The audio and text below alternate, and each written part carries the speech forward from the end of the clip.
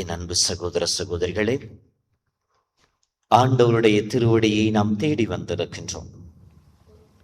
மத்தேயு நற்செய்தி 11:28 சுமை சுமந்து சோர்ந்திருப்பவர்களே, எல்லோரும் என்னிடம் வாருங்கள், உங்கள் சுமைகளை என்மேல் ஏற்றுக்கொண்டு நான் தரும் இளைப்பாற்றியை பெற்றுக்கொள்ளுங்கள் என்று சொல்லி இறைவன் அழைப்பதாக இருக்கின்றது.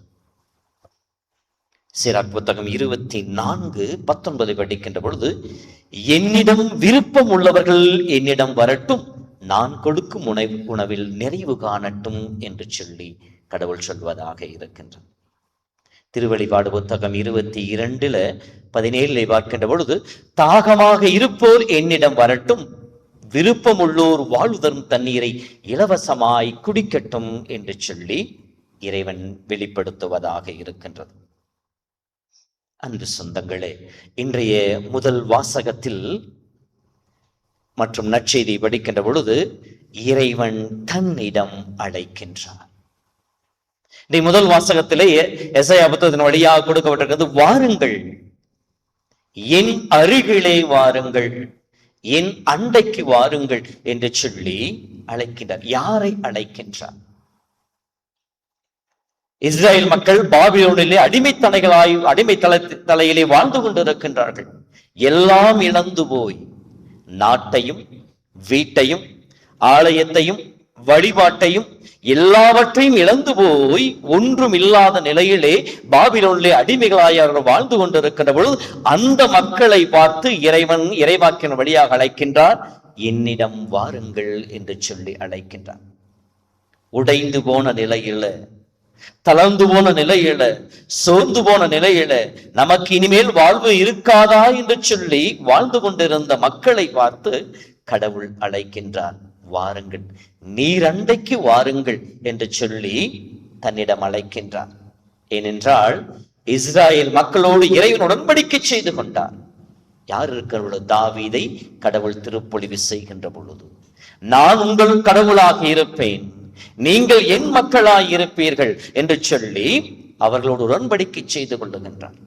உடன்படிக்கை செய்த கடவுள் அவர்களோடு நடப்பவராக இருக்கின்றார், அவர்கள் தேவையை சந்திப்பவராக இருக்கிறார். ஆனால் மக்களோ அவருக்கு எதிராக சென்றார்கள், போலி தெய்வங்களை தேடி ஓடினார்கள், இறைவனை புறக்கணித்தார்கள், மாற்று தெய்வத்திற்கு வழிபாடு செலுத்தினார்கள், மனிதர்களை புகழ ஆரம்பித்தார்கள், கடவுளை மறந்தார்கள், கடவுள் குரலுக்கு செவி கொடுக்காமல் இருந்தார்கள். அப்பொழுது அடிமை தலையிலே அவர்கள் வீழ்ந்து போனார்கள். இப்படி ஆண்டு விட்டு விலகிச் சென்ற மக்களை தான் மீண்டும் கடவுள் தன்னிடம் அழைக்கின்றார். அழைத்த கடவுள் சொல்லி, என் அருகிலே வாருங்கள், இழந்து போன எல்லாவற்றையும் நான் உங்களுக்கு கொடுக்கின்றேன். தான் எரேமியா புத்தகத்திலே 15 படிக்கின்ற பொழுது, நீ என்னிடம் திரும்பி வந்தால் போதும், நான் உன்னை மீண்டும் முந்தைய நிலைக்கு உயர்த்துவேன் என்று சொன்ன கடவுள். நீ எதையெல்லாம் இழந்து போயிருக்க அதையெல்லாம் மீண்டும் உனக்கு கொடுப்பேன் என்று சொல்லி, வாழ்வை கொடுப்பேன் என்று சொல்லி இறைவன் இன்றைய முதல் வாசகத்திலே வாக்குறுதி கொடுக்கின்றார். ஏனென்றால் இன்றைய திருப்பாடல் 145 அதனுடைய தொடர்ச்சியாக இருக்கின்றது. நம் கடவுள் இரக்கமும் கனிவும் உள்ள கடவுள்.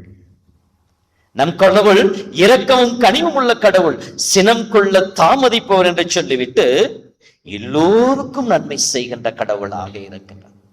எல்லாருக்கும் நன்மை மட்டுமே செய்து நம்மை ஆசீர்வதிக்கின்ற கடவுளாக இருக்கின்றார். அடுத்து தாம் உண்டாக்கிய அனைத்தின் மீதும் இரக்கம் காட்டுபவராக இருக்கின்றார் சொல்ல முடியும். வீடியத்திலே படிக்கின்ற இவ்வாறு ஒரு வார்த்தை சொல்லும், நீர் அவர்கள் மீது இரக்கம் காட்டாவிட்டால் அவர் நீர் படைத்திருக்கவே மாட்டீர் என்று சொல்லி. அப்படின்றால் கடவுள் நம் மீது இரக்கம் கொண்டவராக இருக்கின்றார், நம்மை நேசிப்பவராக இருக்கின்றார், நமக்கு நன்மை செய்பவராக இருக்கின்றார். இப்படி நன்மையும் கிருபையும் கொடுக்கின்ற ஆண்டவரிடம் நாம் அவரை தேடி வருகின்ற பொழுது அவரை நாடி வருகின்ற பொழுது உடைந்து போயிருந்திருக்கலாம். நம் வாழ்வில் கஷ்டங்களை, கண்ணீரை, போராட்டங்களை, வேதனையை சந்தித்துக் கொண்டிருக்கலாம். ஆண்டை விட்டு விலகிய சூழ்நிலையினாலே எத்தனையோ நேரங்களில் நம் வாழ்வில் தேவையற்ற எல்லா விதமான சுமைகளை நம்ம மேல் சுமத்தி கொண்டு வீழ்ந்து போயிருந்திருக்கலாம். இதோ ஆண்டவர் அழைக்கின்றார். உடைந்த உள்ளத்தாருக்கு அருகிலே ஆண்டவர் இருக்கின்ற சொல்லி திருப்பாடல் 34 பார்க்கின்றோம். திருப்பாடல் 147 படிக்கின்ற பொழுது உடைந்த உள்ளத்தாருக்கு கடவுள் குணப்படுத்துகிறார், அவர் காயங்களை அவர் கட்டுகிறார் என்று சொல்லப்படுகின்றது. நாம் எத்தனையோ நேரங்களில் உடைந்து போயிருந்திருக்கலாம். உறவுகளால், நம் வாழ்க்கை சுமையால், நம்முடைய பாவச் சுமையால், நம்முடைய வாழ்வில் இருக்கின்ற கஷ்டங்களால் நாம் தளர்ந்து போய் நாம் சோர்ந்து போயிருக்கலாம். கடவுள் அழைக்கிற, என்னிடம் வா, நான் உனக்கு ஆறுதல் தருவேன் என்று சொல்லி இறைவன் அழைக்கிறேனில் நான் நன்மையும் இரக்கமுள்ள கடவுள் என்று வெளிப்படுத்த இருக்கின்றார். ஆகவே அன்பு சொந்தமே, இந்த காலை பொழுதிலே இறைவனுக்கு கொடுக்கின்ற இந்த ஆறுதல் செய்தி, நம் வாழ்வில் எத்தகைய கஷ்டங்கள், வேதனைகள் இருந்தாலும், எத்தனையோ பலவீனங்கள், இயலாமைகள் இருந்தாலும், குறைபாடுகள் இருந்தாலும் ஆண்டவரை தேடி வருவோம். இந்த நற்செய்தியிலும் அதை தானே பார்க்கின்றோம். சிலர்களிடம் வெறும் 5 அப்பம் 2 மீன் மட்டுமா இருந்தது. என்ன சொல்ற? அதை என்னிடம் கொண்டு வாருங்கள். சிலர்கள் பலவீனமாக நினைத்ததை, குறைபாடாக நினைத்ததை கடவுள் சொல்ல என்னிடம் கொண்டு வாருங்கள் என்று சொல்லுகின்றார். இயேசுவின் முன்னால் கொண்டு வந்து அதை கெடுத்துகின்ற பொழுது கடவுள் அதை ஆசீர்வதிக்க அற்புதம் நடந்தது, அதிசயம் நடந்தது. நம் வாழ்விலே குறைபாடுகளாக நாம் ஒவ்வொரு நாளும் வேதனையோடு, வலிகளோடு, வியாதிகளோடு, நாம் வருத்தத்தோடு சூழ்ந்து கொண்டிருக்கிற ஒவ்வொன்றையும் கடவுள் கேட்கிற, என்னிடம் கொடுத்து விடு, என்னிடம் கொடுத்து. நான் உன்னை படைத்த கடவுள், உன்னை உருவாக்கிய கடவுள். ஏனென்றால் இந்த 2ஆம் வாசகம் அழகாக சொல்லு, எதுவும் என்னை உன்னிடமிருந்து பிரிக்காது.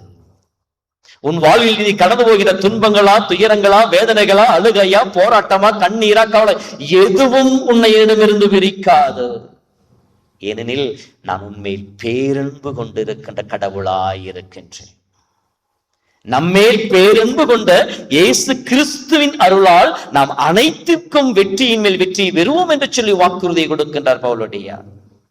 நம் வாழ்விலே நாம் இதை தடைகளாக நினைக்கலாம், சுமைகளாக நினைக்கலாம், நம் வாழ்வில் கண்ணீராக நினைக்கலாம், நம் வாழ்வில் போராட்டங்களை நினைக்கலாம். ஏன் எனக்கு மட்டும் இந்த நிலை என்று சொல்லி நாம் உடைந்து போன நிலையில் இருக்கலாம். கடவுள் அழைக்கின்றார், சகோதரமே வா, உன்னை ஆசீர்வதிக்கின்ற கடவுள், உன்னை படைத்து பராமரித்து வழிநடத்துகின்ற நான் இங்கே இருக்கின்றேன் உனக்கு உதவி செய்ய, உன்னை காத்துக்கொள்ள, உன் தேவைகளை சந்திக்க. ஆண்டவர் அருகிலே வருகின்றோம் என்றால் என்ன நடக்கும்? விடுதலை பயணிகள் 14:14-15 படிக்கின்ற பொழுது சோர்ந்து போன அந்த மக்களை பார்த்து மோசே சொல்லுவார். இதோ தளர்ந்து போன நிலையில் இருக்கின்ற அந்த மக்களை பார்த்து மோசே சொல்லுவார், நீங்கள் அமைதியாயிருங்கள், நீங்கள் சும்மா இருங்கள், ஆண்டவர் உங்களுக்காக போராடுவார், ஆண்டவர் உங்களுக்கு வெற்றியை பெற்றுக் கொடுப்பார், ஆண்டவர் உங்கள் சார்பாய் செயல்படுவார் என்று சொல்லி.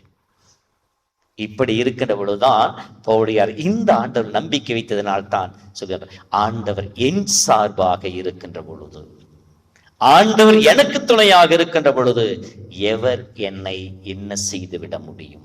எது என்னை என்ன செய்து விட முடியும்? எதுவும் என்னை ஒன்றும் செய்துவிட. ஏனெனில் என்னை பலப்படுத்துகின்ற ஆண்டவர் என்னோடு இருக்கின்றார். என்னில் குறைபாடுகள் இருக்கலாம், என்னில் தேவையற்ற அந்த நிலைகள் இருக்கலாம், என்னில் சுமைகள் இருக்கலாம், அனைத்தையும் ஆண்டவர் கரங்களில் நான் கொடுத்து விடுகின்றேன். அழைக்கின்றார் கடவுள், வாருங்கள், தாகத்தோடு இருப்பவர்களே, பசியாக இருப்பவர்களே, என் அருகிலே வாருங்கள் என்று சொல்லி அழைக்கின்றார்.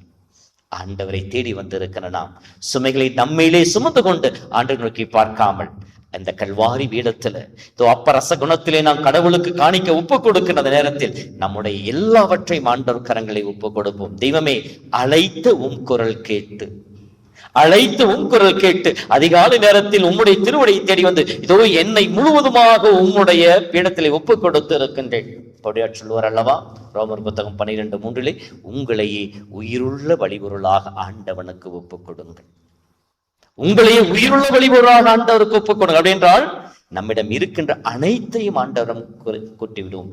கூட்டுகின்ற பொழுது 1 சாமுவேல் 1 அன்னாள் மனம் விரும்பி தன்னிடம் இருப்பதை ஆண்டவரிடம் கொடுத்தாள். கடவுள் ஏற்றுக்கொண்டார். கண்ணீரை ஏற்றுக்கொண்ட கடவுள், அழுகை ஏற்றுக்கொண்ட கடவுள் சாமுவேலை கடவுள் கொடுத்தார். மிகப்பெரிய இறை வாக்கினனை கடவுள் அவருக்கு கொடுத்தார். நாம் கடவுளிடம் அருகில் வந்து நம் சுமைகளை கொடுத்தோம் எனில், எப்படி 5 அப்பம் குறைபாடாக இருந்தது, பழுகி பெருகி 5000 பேர் உண்ணும் அளவிற்கு மாறியது.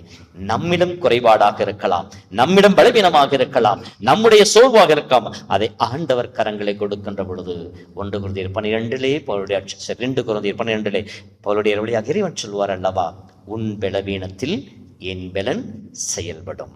நமக்கு பலவீனமாக இருப்பது கடவுள் கரம் படுகின்ற பொழுது வல்லமையுள்ளதாய் மாறும், வல்லமையுள்ளதாய் மாறும். நாம் குறைபாடாக நினைத்துக் கொண்டிருப்பது, இயலாமை என்று சொல்லி நினைத்துக் கொண்டிருப்பதை ஆண்டவர்களே வந்து அவர் கரங்களை கொடுக்கின்ற பொழுது ஆண்டவர் அதை அற்புதத்தின் ஆசீர்வாத பாத்திரமாய் மாற்றி போடுவார். இந்த காலை பொழுதிலே இந்த அருள் வரத்தை ஆண்டவரிடம் கேட்போம். நம்பி வந்திருக்கின்றோம் பவுலுடைய அறை போல, என் இயேசு அன்பிலிருந்து என்னை எதுவும் பிரிக்க முடியாது, என் இயேசு என் மேல் அன்பு கொண்டிருக்கின்ற சொல்லி, அந்த அன்பின் மிகுதியினாலும் நம்பிக்கை மிகுதியினாலும் நம் உள்ளத்தில் இருக்கின்ற சுமைகளை, உடைந்து போன நிலைகளை, காயங்களை ஆண்டவர் கரங்களை ஒப்பு கொடுப்போம். தெய்வமே, என் காயங்களை கட்டும், என் உள்ளத்தை குணப்படுத்தும், என் வாழ்வை ஆசீர்வதியும். இதோ என் வாழ்வில் குறைகளாக இருப்பதை உம் பாதத்தில் ஒப்பு கொடுத்து விட்டேன் என்று சொல்லி ஆண்டவரை நம்புவோம். வருகிற நாட்களிலே அற்புதத்தை கண்டுகொள்ளுவோம். ஆமென்.